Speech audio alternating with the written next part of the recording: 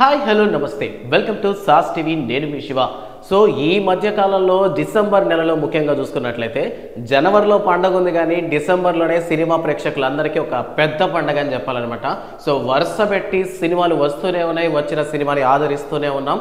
So సినిమాలు ఎలా ఉన్నాయన్న విషయాలు పక్కన పెడితే సో ఇన్ని సినిమాలు వస్తున్నాయన్నమాట. అండ్ మనకి కొత్తగా పండగకి సంబంధించినటువంటి ఒక కొత్త సినిమా అప్డేట్ అనేది ఈరోజు మన ముందరకు వచ్చింది.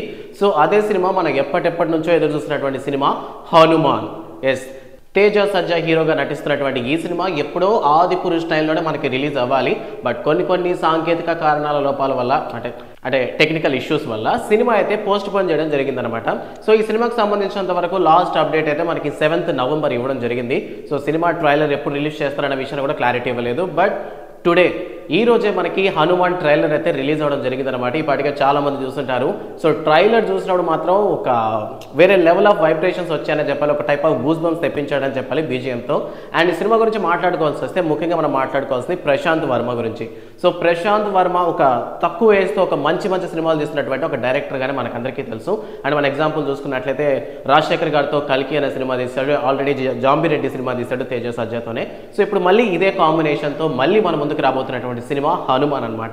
సో ఈ సినిమా మనం ఆల్రెడీ ఏమంటారు టీజర్ చూసినప్పుడు, పోస్టర్ చూసినప్పుడు చాలా కొత్తగా అనిపించింది. అంటే ఇప్పటి వరకు ఉన్న కాన్సెప్ట్ కాకుండా కాస్త వేరేంట్గా డిఫరెంట్గా ట్రై చేయబోతున్నారేమో అని అనిపించింది. అండ్ ఈ ట్రైలర్ని చూసిన తర్వాత అంటే ట్రైలర్ చూస్తున్నంతసేపు కూడా నెక్స్ట్ ఏదో కొత్తగా ఉంది. అంటే కొంచెంసేపు వరకు ఒక విలేజ్ బ్యాక్ డ్రాప్లో మనకి ఈ ట్రైలర్ అయితే కనిపిస్తుంది. ఒక సాధారణమైనటువంటి కుర్రాలా చూపిస్తారు. సో ఆఫ్టర్ దట్ ఆ కుర్రాడికి ఒక పవర్స్ వస్తే ఎలా ఉంటుంది, అంటే శక్తులు వస్తే ఎలా ఉంటుంది, సో ఆ శక్తి మేబీ హనుమాన్ దగ్గర నుంచే వచ్చిందా, లేదా ఈ కుర్రాడికి అసలు ఆ పవర్స్ ఎలా వచ్చాయి.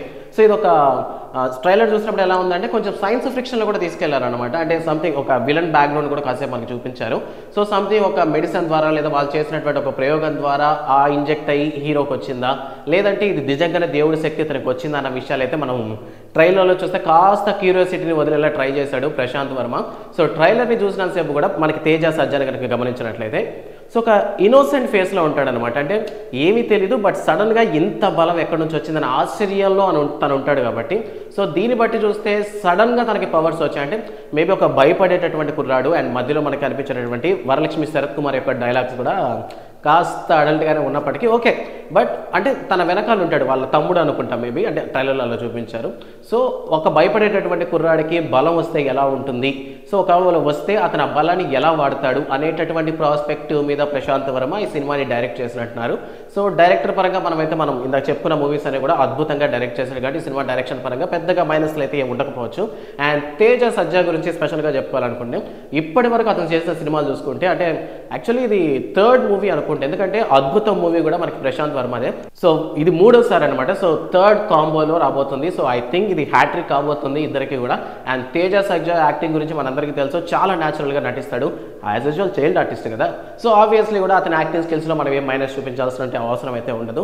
బట్ సినిమా పరంగా చూసినప్పుడు ఏమైనా కాస్త నెగిటివిటీ అంటే కొంచెం ఓల్డ్ వైబ్స్ అయితే కొంచెం తగిలాయి అనమాట. లైక్ నితిన్ గారి సినిమా ఉంది శ్రీ ఆంజనేయం అనే సినిమా. సో ఆ సినిమాలో అర్జున్ గారి క్యారెక్టర్ మీద ఆయన కూడా హనుమంతుడు సపోర్ట్ చేసి సంథింగ్ ఒక డివోషనల్ వేలో ఉంటుంది అండ్ సైన్స్ ఫిక్షన్ ఉండదు. బట్ జనాలు లాజిక్లు అడుగుతారని తెలుసు కదా డైరెక్టర్స్కి. సో అందువల్లనే మేబీ ఒక సైన్స్ ఫిక్షన్ని, ఒక సైంటిస్ట్ని కూడా ఇందులో ఇన్వాల్వ్ చేయడం జరిగిందేమో అన్న విషయంగా అయితే మనకి అర్థమవుతుంది చూస్తుంటే. సో సినిమా ఎలా ఉండబోతుంది అన్న విషయం మనకు తెలియాలంటే ఖచ్చితంగా జనవరి 12, 2024 వరకు మనం వెయిట్ చేసి చూడాల్సిందే. ఐ హోప్ ఈ గ్రాఫిక్స్ విఎఫ్ఎక్స్ ఇవ్వడానికే కాస్త టైం పట్టినట్టుంది. అండ్ గ్రాఫిక్స్ అవి కూడా కాస్త న్యాచురల్గానే ఉన్నాయి. సో సినిమా విజువల్స్ పరంగా అద్భుతంగా ఉందని చెప్పాలి. అండ్ ఇందులో మనం మెయిన్గా మాట్లాడుకోవాల్సిన విషయం ఏదైనా ఉందంటే ఈ ట్రైలర్ చూసినంతసేపు కూడా బీజిఎం అని చెప్పాలి. బీజిఎం వింటున్నంతసేపు కూడా అద్భుతంగా అనిపించింది. అంటే ఆ సౌండ్ ఎఫెక్ట్స్ కానీ అంటే వింటున్నప్పుడు నేను నార్మల్గా జస్ట్ ఇయర్ బడ్స్లోనే విన్నాను, నాకు ఆ ఎఫెక్ట్స్ బాగా అనిపించింది. మేబీ థియేటర్లో అయితే ఖచ్చితంగా గూస్ బంప్స్ వస్తాయి. సో గుండెలు పగిలిపోయేలా అంటే గుండె అదిరేలా బ్యాక్గ్రౌండ్ మ్యూజిక్ అయితే మనకి థియేటర్లో వినిపించబోతుంది అన్న విషయం ఈ ట్రైలర్ చూస్తుంటే అర్థమవుతుంది. సో మొత్తానికి ఫైనల్గా అయితే జనవరి 12న మన ముందరికి ఒక అద్భుతమైన సినిమా అయితే రాబోతుంది. సో మాక్సిమం అందరూ కూడా పండగ చేసుకోవడానికి సిద్ధంగా ఉన్న వాళ్ళకి ముందరే పండగ చూడాలనుకుంటే వెంటనే హనుమాన్ సినిమాని చూసేయండి. సో సినిమా రిలీజ్ అయిన రోజు మళ్ళీ మీ ముందుకు వస్తాడు శివ. ఇది ఇవాల్టి అప్డేట్. మరో అప్డేట్తో మళ్ళీ కలుద్దాం. Thanks for watching.